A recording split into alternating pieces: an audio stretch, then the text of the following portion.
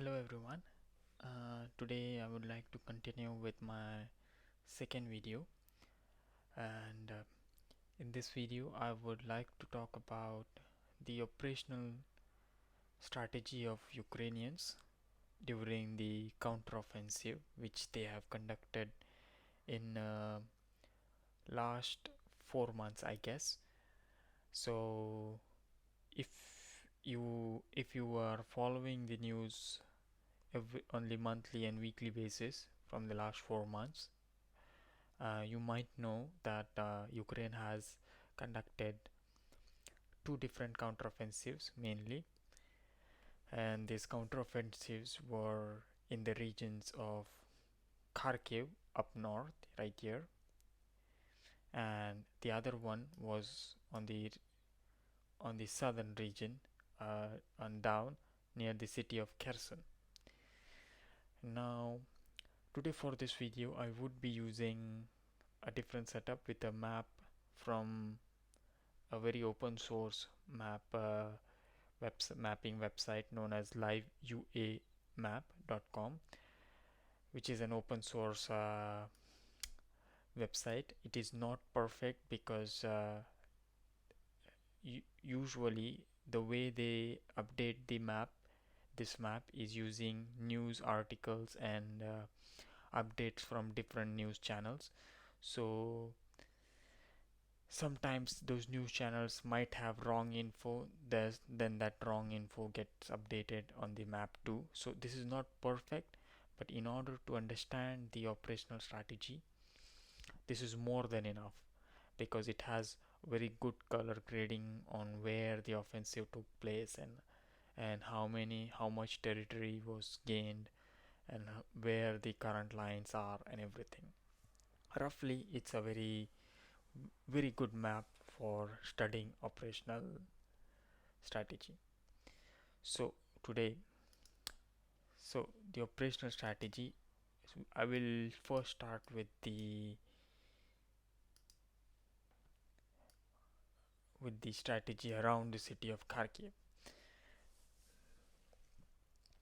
Around the city of Kharkiv, in I think in the month of August,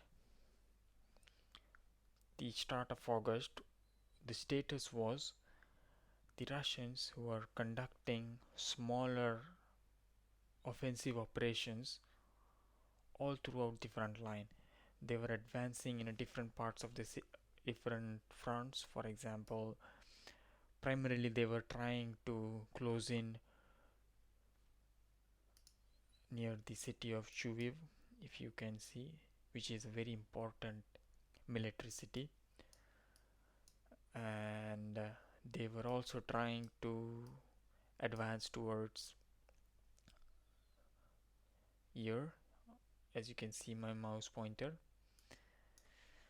they were having positional battles in the city of Balakia and Izim. They were having positional battles on the regular basis. The idea in the start of August on the Russian side was to hold Balakia and Izim and perform slow advancement towards Chuviv. And this the main this was the task of the BTG which Russians had here. I think it was a mixture of the group O and the group Z, as we know, because as we know we have three BTGs mainly functioning in the eastern conflict of Ukraine. Those three BTGs are O, Group Z, and Group V. So right here on this front, the main two BTGs which were functioning were O and Z, if I am not wrong. But that is irrelevant in the sense of studying operational strategy. So the task of those two BTGs, the light task was to hold these areas and to advance lightly towards Chuviv. The fall of Chuviv would have opened the the uh, the uh, the uh, the the advance on the city of Kharkiv. That was the plan. But during the mid of August, something changed. In terms of troop movement of on the Russian side, according to me, Russia had around 3 to 4 thousand troops actively fighting on the front lines. Now, these 3 to 4 thousand troops were divided, of course, near the city of Balakia and somewhere advancing towards Chuvev, somewhere holding the lines, and somewhere, of course, on the west of Kharkiv. All throughout, according to my understanding, there were around 3 to 4, upwards of till 5,000 troops. Now, as these 5,000 troops were tasked with advancing towards the city of Kharkiv with the milestone of reaching Chuviv, the Ukrainian forces did one very important thing. They changed the attritional parity of the battlefield. Now, what does that mean? As we know, the first rule of attritional warfare, which is happening here in the sense that Russians and Ukrainians are clashing, the first rule of attritional warfare is to match the attritional parity, in the sense, if I have 5,000 troops and you are my enemy, you you have to make sure that you have 5,000 troops or more in order to have some kind of leverage. For example, another example, if I am Russia and I am attacking Ukrainian troops, I have to make sure I have equal number of troops on the battlefield in order to have some operational flexibility. In the sense, my general would not should not have to worry about less troop movement all throughout battlefield. In the sense, the Ukrainians should not outflank or or or spearhead my troops, considering the numbers are less. This parity was changed immediately within 1 week of Ukraine deploying more than 10,000 troops on the front near Chuviv. Now, what Ukrainians did, that within 1 week they were able to set up supply lines and deploy 10,000 troops near the city of Chuviv, thus immediately changing the parity, the attritional parity. The now within 1 or 2 weeks, the Ukrainian had more troops and the Russians were on the lower side. Now, once that happened, that's a problem, because the Ukrainians were able to perform or set up more points, more defensive or offensive points than the could Russians were able to process or understand. This parity change caused Russian army or to Russian command to stop the advancement, because the Russians could no longer perform any offensive maneuvers because the parity itself was changed. And thus, on at the same time, the Ukrainians started a very fast and mobile advance towards Russian positions. It has been well noted in the Ukrainian newsphere that the way they performed offensive was, they they, they made sure the the Ukrainian troops were in the uh, very mobile armed vehicles, and they advanced in a very quick fashion towards different cities, causing more panic to, to the Russian units. Thus, the Russians made the decision to fall back to because if because if you cannot build the same amount of troops, you have to fall back. The Russians had no other options than falling back because they were limited by the political leadership to not use air force, to not use high level bombers to drop actual bombs on Ukrainian targets. They were also not allowed to target the city, in the sense the Russian artillery was not able to actively target the city or the places where the supply units of Ukrainians were located in Chuviv or in Kharkiv. So the only option Russian army had was to revert back. In this way, what the Russians did two things. They used air force to target individual military groupings in the city of Chuviv. This is the first time actually when the Russians used air force in that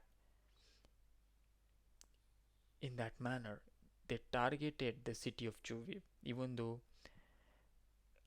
the the command was restricted on it. They targeted the city of Chuviv heavily in order to make sure that the Russian troops retreat. Yeah, the mission was not to damage the enemy, not to perform offensive operation, but in order to facilitate the retreat of the enemy. Combined with this, combined with the targeting of Choviv, which in turn slowed down the Ukrainian advancements, it the Russians, for the first time in the war, created a new BTG. And I also have an update from from a Telegram group which I would like to share. Now, yes, this message right here, it says that the Russian Federation are striking Chuviv, relying on which the group of armed forces of Ukraine is conducting offensive. Now, what actually is happening here is the the supply lines plus the army groupings of Ukraine is being actively targeted by the Russian Air Force and the aviation, complete aviation. Now, this was very important update in all of the counteroffensive, because this was the first time Russians used the air force in such a manner. The second uh, was the development of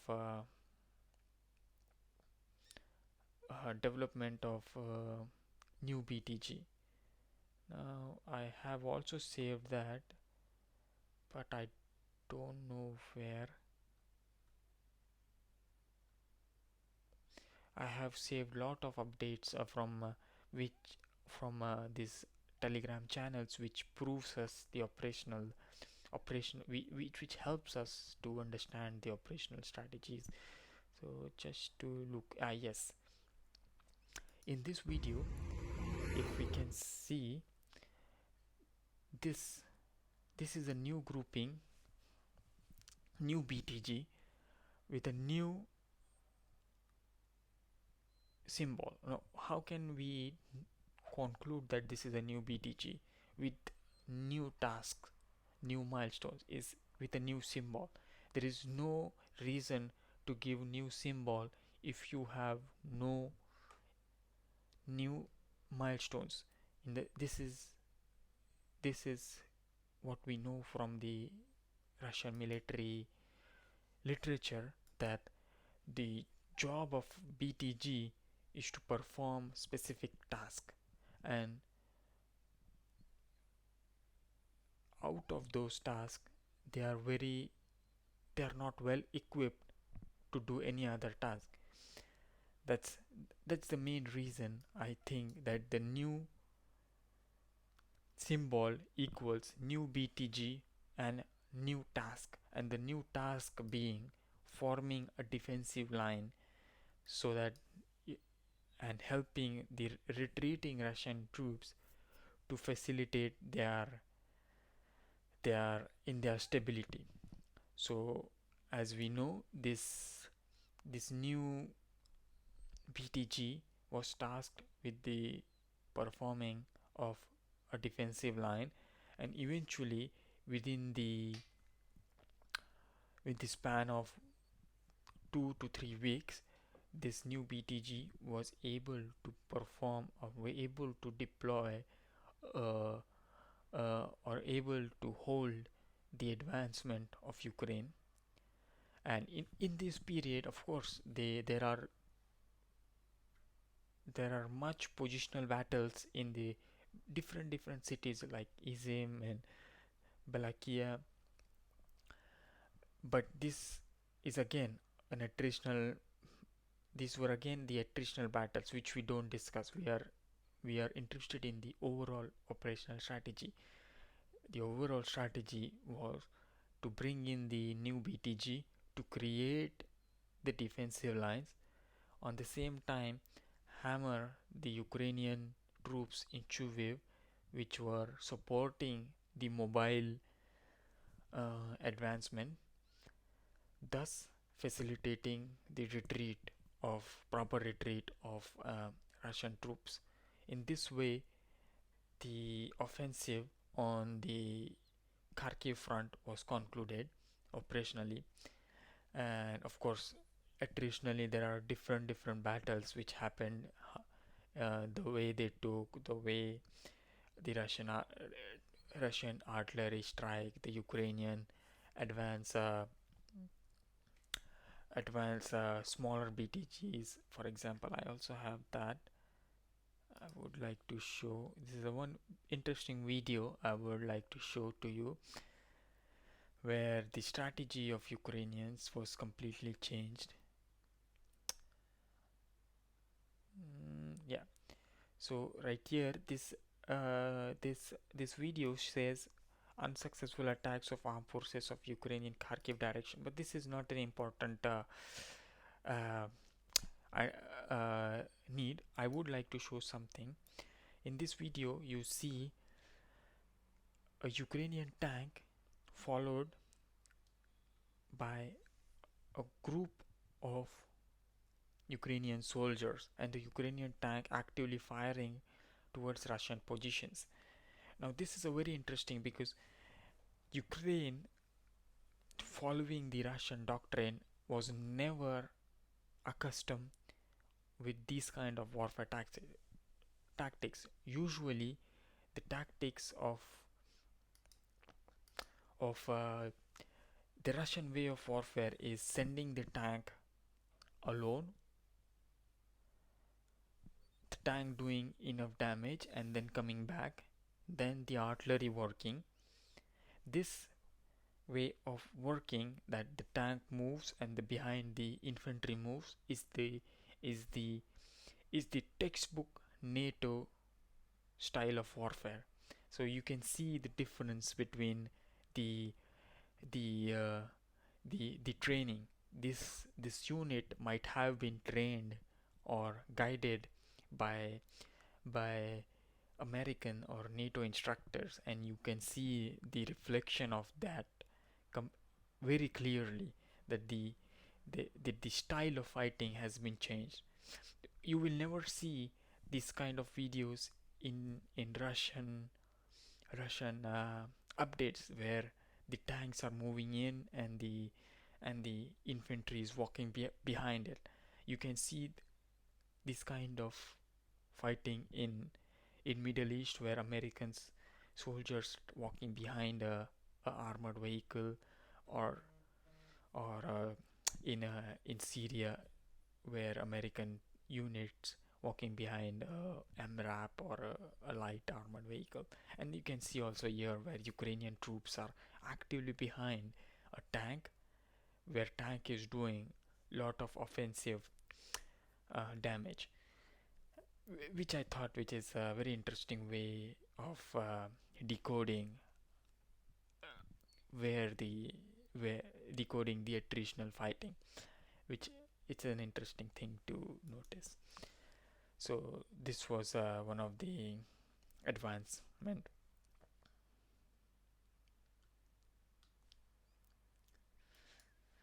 that I think concludes how Ukraine performed.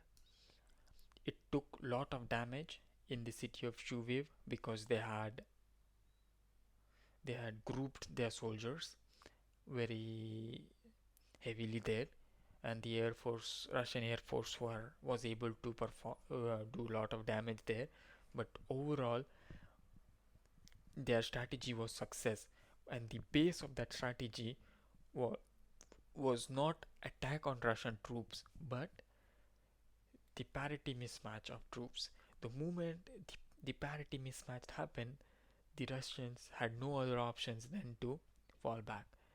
This was, I think, a good move by Ukrainians to just put in 10,000 plus troops and then see what happens. Now, as soon as they they installed or they transferred 10,000 plus troops, the parity mismatch happened. The Russian had to fall back because you cannot perform offensive operations against the enemy which has more operation which has more attritional units than you. It's the fundamental rule of attrition, fundamental rule of warfare. You can do some kind of damage with artillery or hold with number of carpet bombing of artillery, but that's a different um, topic to talk about. But this is where the Ukrainians were able to outsmart Russians by just following the basics of attritional warfare, which I think it's very interesting. Even in the modern conflict like this, the base of warfare is is still relevant. And thus I conclude the the the counteroffensive on the Kharkiv front, and within 5 minutes I would discuss the counteroffensive on Kherson front too. Thanks.